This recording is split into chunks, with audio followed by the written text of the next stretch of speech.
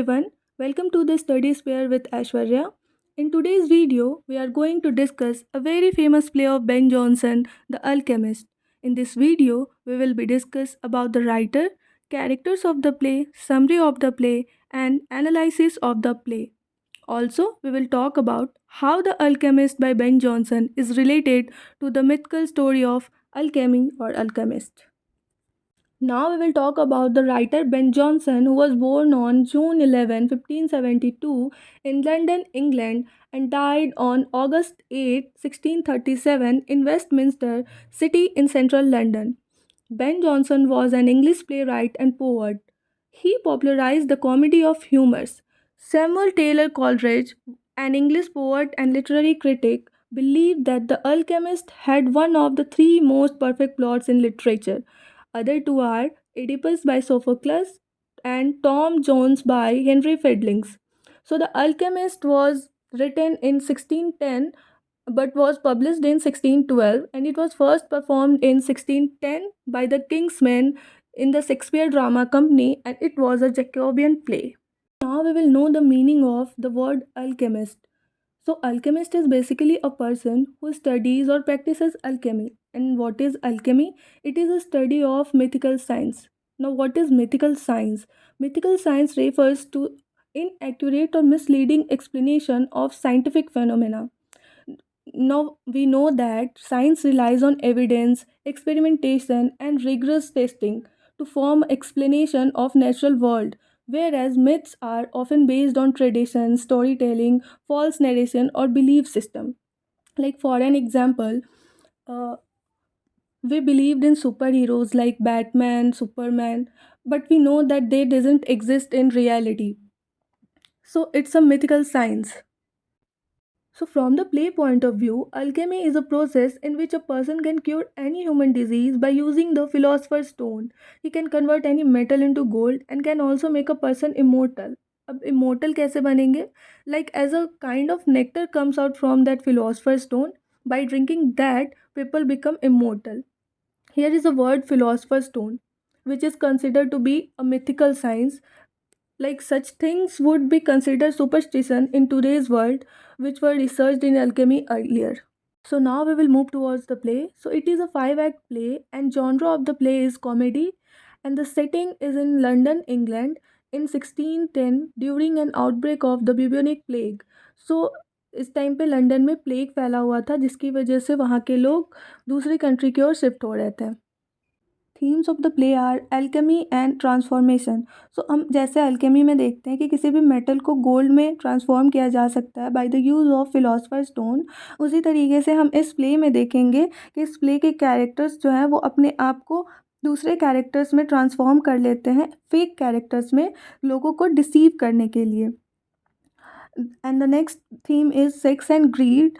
सो हम देखेंगे कि किस तरीके से इस प्ले में सेक्स को एज एन ऑब्जेक्ट यूज़ किया गया है अपनी ग्रीड को मिटाने के लिए. Other themes are deception and gullibility, reality versus desire, foolishness and arrogance and self deception. तो इसमें हम ये भी देखेंगे कि कैसे इस प्ले के कैरेक्टर्स खुद को ही डिसीव कर रहे हैं, बिना किसी मेहनत के वो सब कुछ पाना चाह रहे हैं जिससे इनकी लाइफ स्मूथ हो जाए. Now we will discuss about the characters of the play.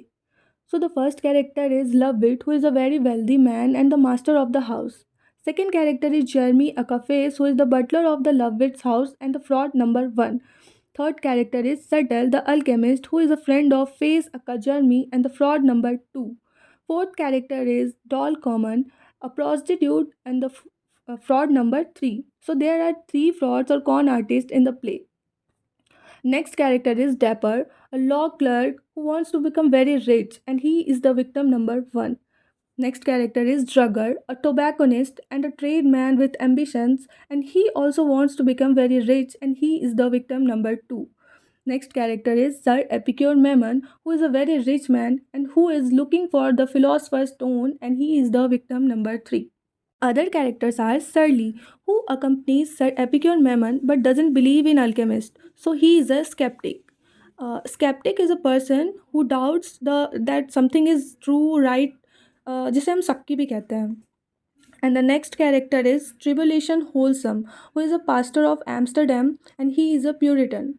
So Puritan are those person who practices or preaches a stricter moral code than is generally followed, जिसे हम कट्टर भी कह सकते हैं. And the next character is Ananias, who is also a greedy Puritan. The next character is Dame Plant, who is a rich, beautiful widow. And the last character is Castril, who is the brother of Dame Plant. Now we will discuss the summary of the play, but before that, we will see an overview of the play. So there is a very rich man called Lovewit leaves his London home and goes to his country state because of a plague.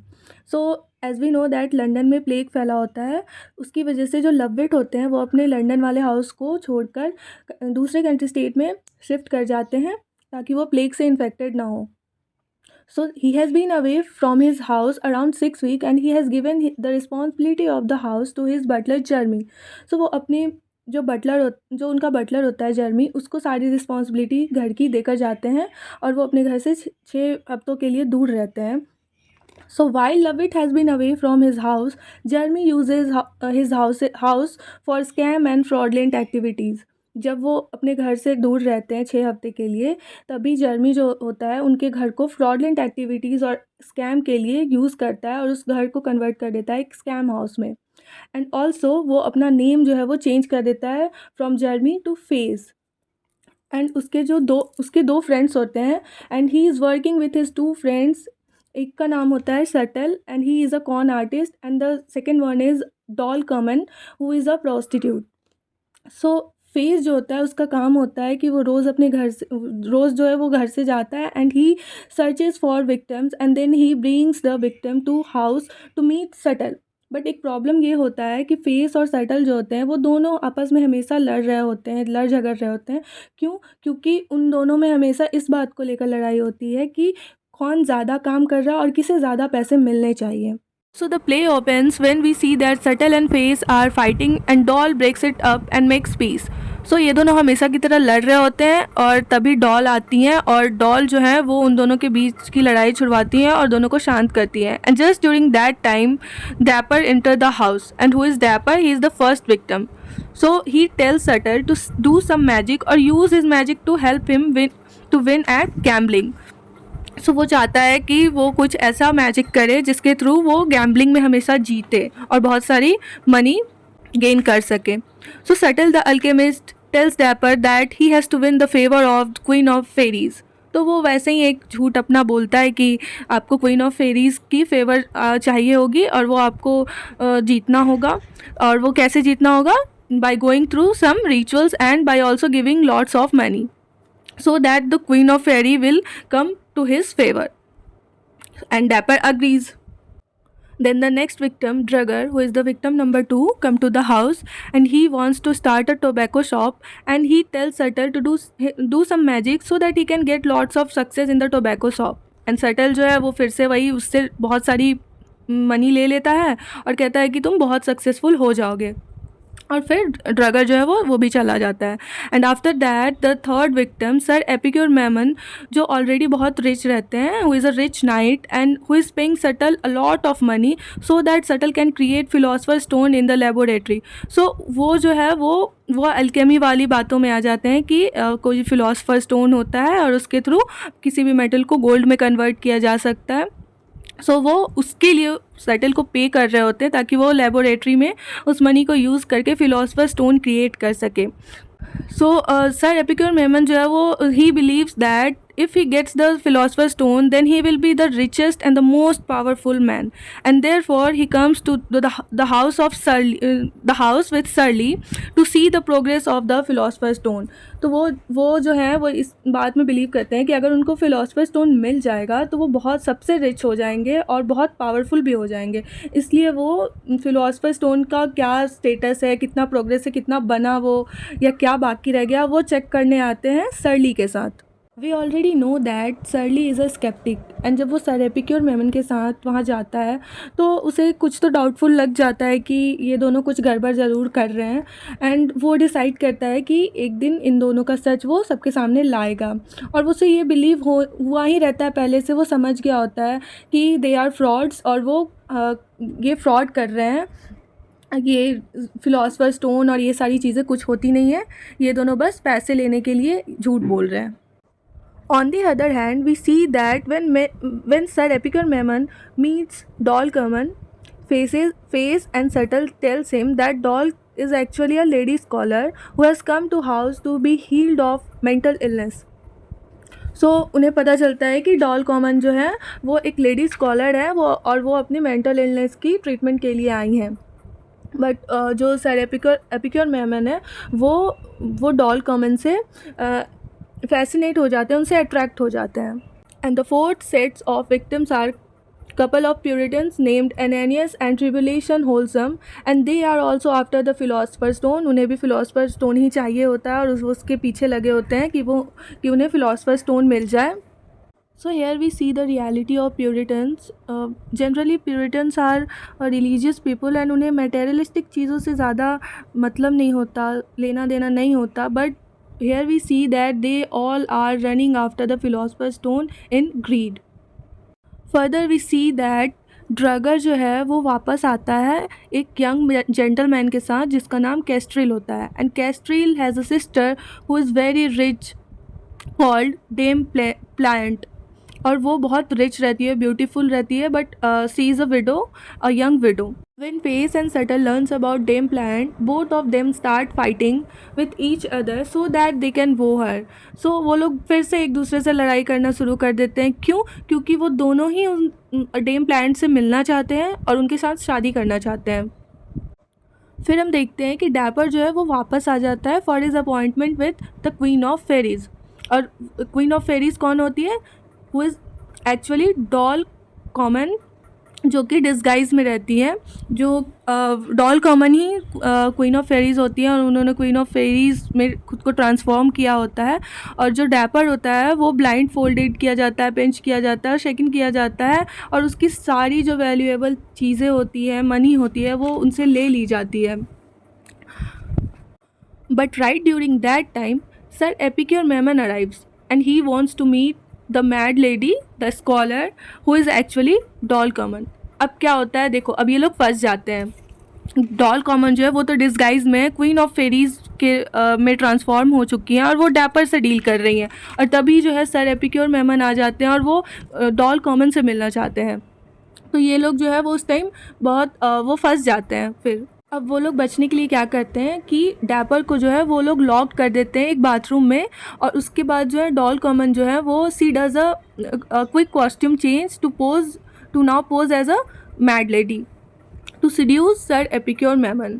अब वो क्या करती हैं कि वो dapper को तो उन्होंने बंद कर दिया है. अब वो जब तक वो बाथरूम में रहेगा तब तक वो एक कॉस्ट्यूम चेंज करती हैं अपना, और उसके बाद फिर सर एपिक्योर मेमन से मिलने चली जाती हैं और उन्हें सीड्यूस करती हैं.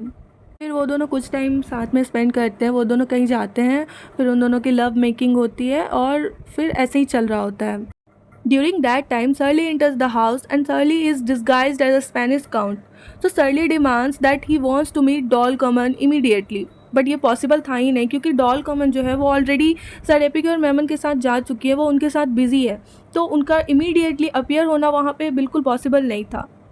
और सर्ली जो है वो डिस्गाइज्ड होकर आए हैं एक स्पेनिश काउंट में, and he pretends to be very wealthy and very influential. और वो क्या करते हैं, he also entices Dame Pliant with promise of marriage. But further in the play Surly reveals that he was disguised because he want to expose the deceit and trickery of Face and Subtle. Therefore, Face and Subtle make sure to meet Dame Plant, and on the other hand, Doll wants Sir Epicure Memon to go, but वो directly तो उन्हें कह नहीं सकती थी, so she starts acting as she has gone completely mad. And just during that time, all of a sudden, there is a huge explosion happens in the laboratory, and जो sir Epicure Memon है उन्हें बताया जाता है कि जो laboratory है वहाँ पे एक बहुत बड़ा एक्सप्लोजन हुआ है और जो फिलोसफर स्टोन जो है जो बन रहा था वो ब्लोन अप हो चुका है. बट ऐसा हुआ क्यों? इसलिए क्योंकि ऐसा सटल और फेस बताते हैं कि ऐसा इसलिए हुआ है क्योंकि उन्होंने सर एपिक्योर मेमन ने एक सिन किया है, and he did a sin by getting physical intimate with Dol, and therefore he is not going to get philosopher stone. So इस तरीके से वो उन्हें अपनी बातों में उलझाकर और अपना पल्ला झाड़ लेता है कि ऐसा ऐसा हुआ, इसलिए आपको अब फिलोसफर स्टोन नहीं मिल पाएगा. अब क्योंकि सारा ब्लेम फेस और सटल ने सर एपिक्योर मेमन पे डाल दिया कि उनके सिन की वजह से अब उन्हें फिलोसफर स्टोन नहीं मिल सकता और उन्होंने जितने भी पैसे लगाए थे वो सारे डूब चुके हैं। तो इस वजह से जो है सर एपिक्योर मेमन वो एंग्री हो जाते हैं and he leaves the house. And mean while सरली जो है वो अपनी डिस्गाइज से बाहर आता है और डेम प्लांट को बताता है दैट फेस और सटल जो है वो एक कॉन आर्टिस्ट है और वो सबको ठग रहे हैं। And when he tells Face and Subtle that he will tell their truth to the entire world, जब वो बोल देता है कि मैं तुम्हारी सच्चाई पूरी दुनिया के सामने लाऊंगा, तो जो सरली को है वो दोनों घर से बाहर निकाल देते हैं। And right during that time Lovewit has returns home from his country state. अब क्या होता है, उस घर के ऑनर हैं वो ही वापस आ जाते हैं। अब जो लविट हैं उनके नेबर्स जो हैं वो उन्हें बताते हैं कि आपके घर पे जो है प्लेंटी ऑफ विजिटर्स हमेशा आते रहते थे, आपके घर में हमेशा भीड़ लगी ही रहती थी।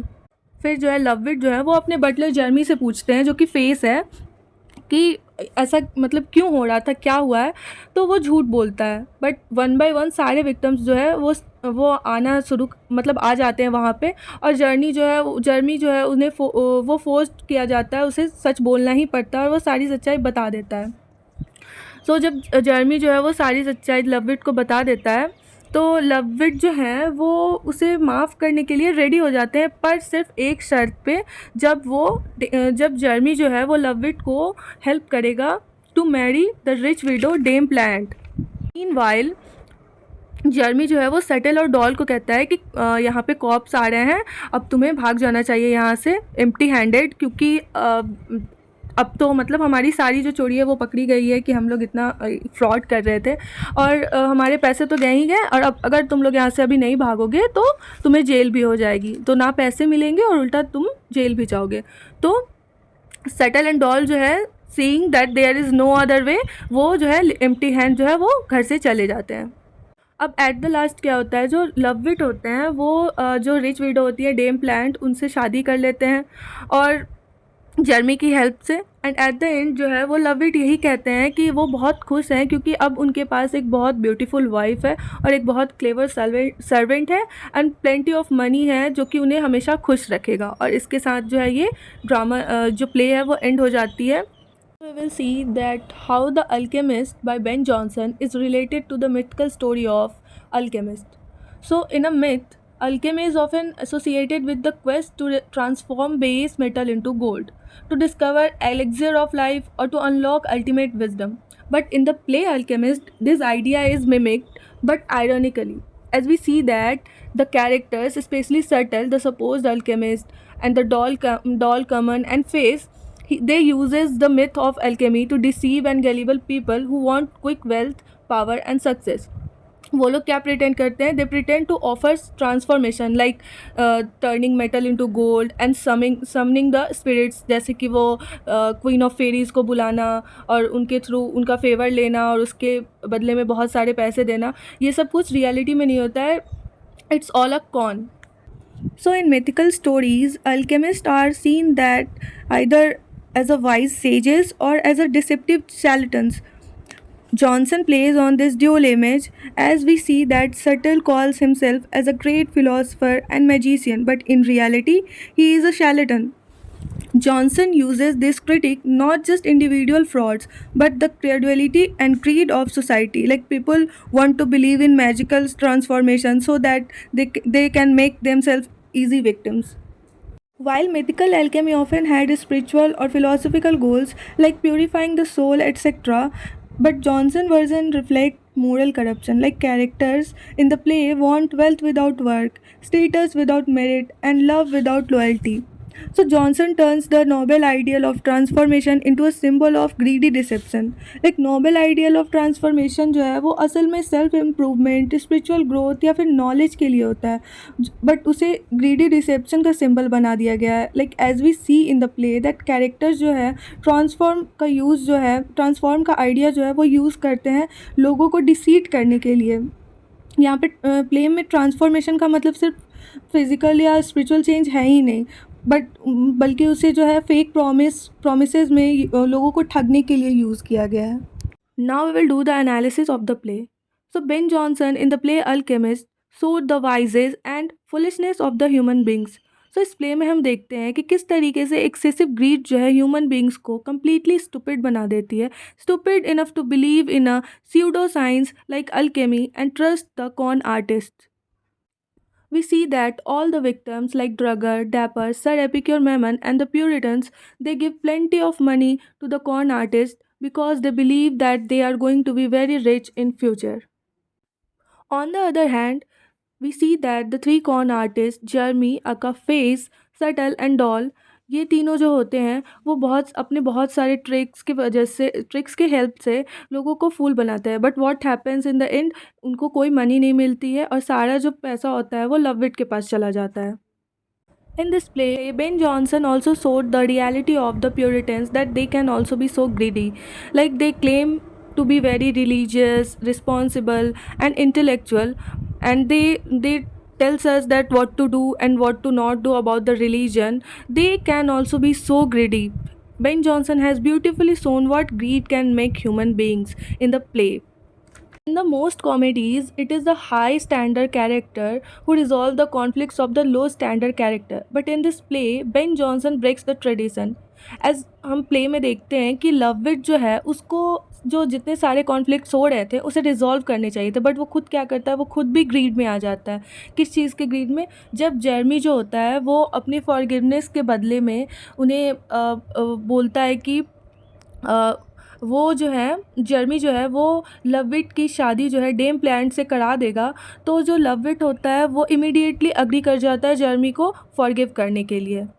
We see that the master Lovewit and the servant Jeremy both are opportunist and greedy and they have lack in ethical boundaries. So it's not that the upper standard character has great ethics or ethical boundaries and lower standard character doesn't have. But in this play we see that the Lovett and Jeremy, they both doesn't have any morals or ethics. Both are opportunists and they want to make great money by whatever means is possible. So that's all for the today's video. We will meet in the next video. Till then, take care.